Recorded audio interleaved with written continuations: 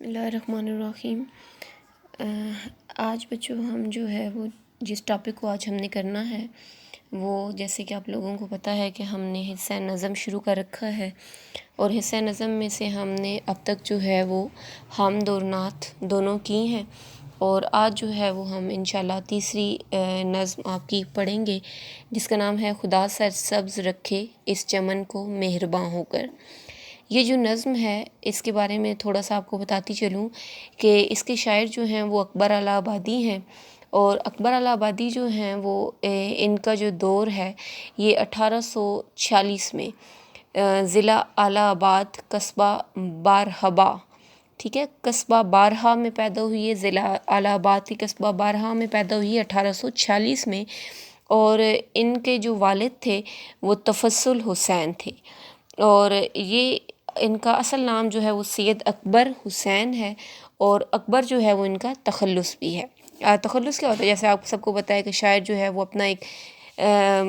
شعر کے آخر میں ان کا ایک شعری نام ہوتا ہے جس کو وہ تخلص کہتے ہیں۔ کچھ لوگوں کا یہ نام فرضی ہوتا ہے، اور کچھ لوگوں کا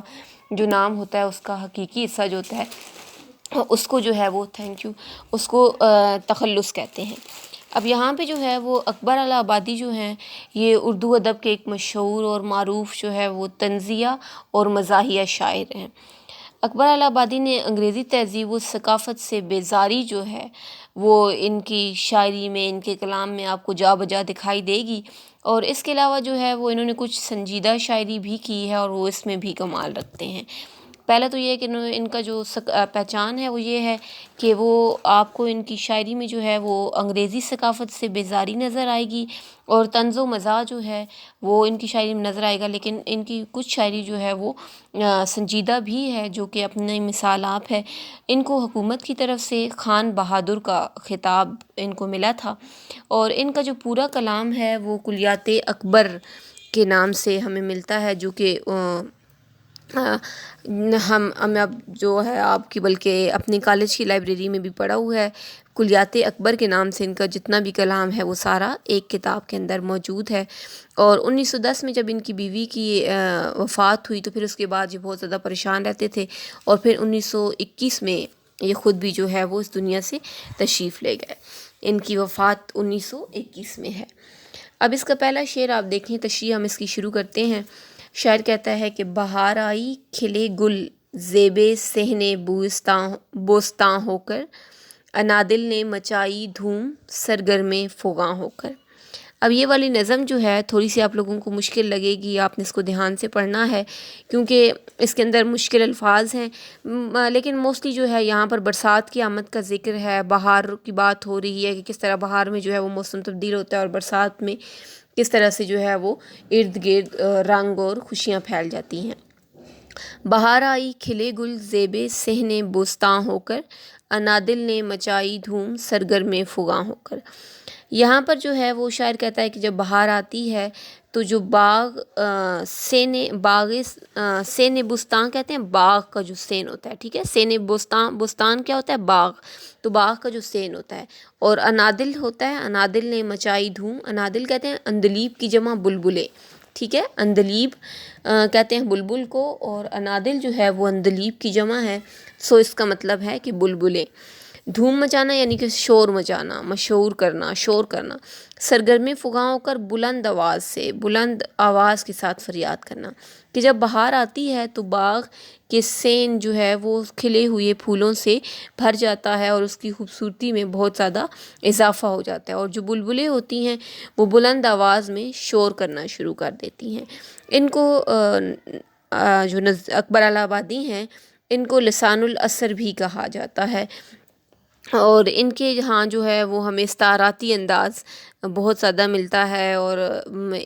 اپنی جو زمین ہے اس کے لیے محبت ان کی شاعری میں آپ کو، یعنی اپنے وطن کے لیے محبت ان کی شاعری میں آپ کو جا بجا ملے گی۔ اب یہ جو شعر ہے اس میں شاعر نے ایک حسین باغ کا نقشہ کھینچا ہے کہ جس میں جو ہے وہ بہار آئی ہوئی ہے، اور جو پرندے ہیں وہ خوشی اور مسرت کے عالم میں گیت گاتے پھر رہے ہیں، اور جو ہوا ہے وہ پاگلوں کی طرح خوشی سے ہر طرف اٹکیلیاں کرتی پھر رہی ہے۔ اور اسی میں جو پرندے ہیں، جو تتلیاں ہیں اور جو پروانے ہیں، وہ کیا ہیں کہ وہ بھی ہوا کے دوش پر رقص کر رہے ہیں، اور فضا جو ہے وہ معطر اور خوشبودار ہو چکی ہے۔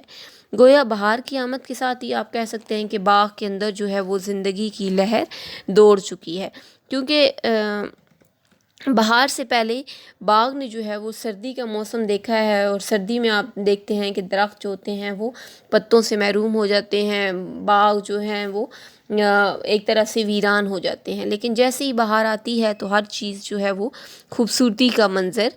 پیش کرنا شروع کر دیتی ہے۔ ٹھنڈی ٹھنڈی ہوائیں جو ہیں وہ ہر طرف چلتی ہیں، اور درخت ہرے بھرے اور جاذب نظر آنا شروع ہو جاتے ہیں، اور تر و تازہ جو سبز پتے ہیں وہ ایسے لگتا ہے کہ وہ ان کی شاخیں، جو درختوں کی شاخیں ہوتی ہیں، وہ خوبصورت پتوں سے، تازہ پتوں سے بھر جاتی ہیں، اور باغ کا جو سارا صحن ہے وہ سبز منظر آپ کو پیش کرتا ہے۔ یوں لگتا ہے کہ کسی نے سبز قالین جو ہے وہ ہر طرف بچھا دیے ہوں، اور ہر طرف جو ہے وہ پودوں کی خوبصورتی آپ کو دیکھنے کو ملتی ہے۔ ایک شاعر کہتا ہے کہ موسم ہے نکلے شاخوں سے پتے ہرے بھرے، پودے چمن میں پھولوں سے دیکھے بھرے بھرے، کہ جب بہار آتی ہے تو شاخوں سے نئے پتے نکلتے ہیں، اور پودے جو ہے وہ پھولوں سے بھر جاتے ہیں۔ جہاں پھول کھلے ہوں تو اب پھول کا عاشق جو ہے وہ کون ہے؟ پرندے جو ہیں وہ بلبل پھول کا عاشق ہوتا ہے، یہ کہا جاتا ہے۔ تو پرندے جو ہیں وہ بھی جب پھولوں کو کھلتا دیکھتے ہیں تو وہ بھی بہت خوش ہوتے ہیں۔ بلبلیں جو ہیں جب پھولوں کی دیوانی ہیں، جب وہ پھولوں کو دیکھتی ہیں تو وہ محبت بھرے گیت جو ہے وہ گانا شروع کر دیتی ہیں۔ لہٰذا درختوں پر جو ہے وہ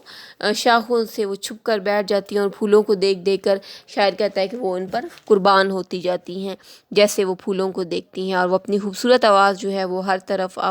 فضا میں جو ہے وہ اپنی خوبصورت آواز میں نغمے بکھیر رہی ہیں۔ اور بہار کا موسم جو ہے وہ اگرچہ مختصر ہوتا ہے لیکن بہت خوبصورت ہوتا ہے،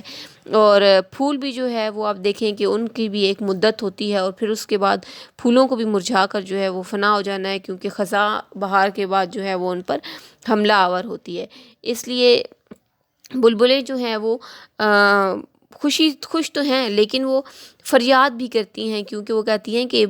یہ خوبصورتی جو ہے یہ بہت مختصر وقت کے لیے ہے، یہ خوبصورتی ہمیشہ رہنے والی نہیں ہے، بلکہ جلد ہی پھر دوبارہ جو ہے وہ یہ پھول مرجھا جائیں گے۔ یہاں پر ایک طرف سے جو ہے وہ آپ کہہ سکتے ہیں کہ جو دنیا کی بے ثباتی ہے، دنیا کا جو ایک عارضی پن ہے، اس کے بارے میں بھی شاعر بات کر رہا ہے۔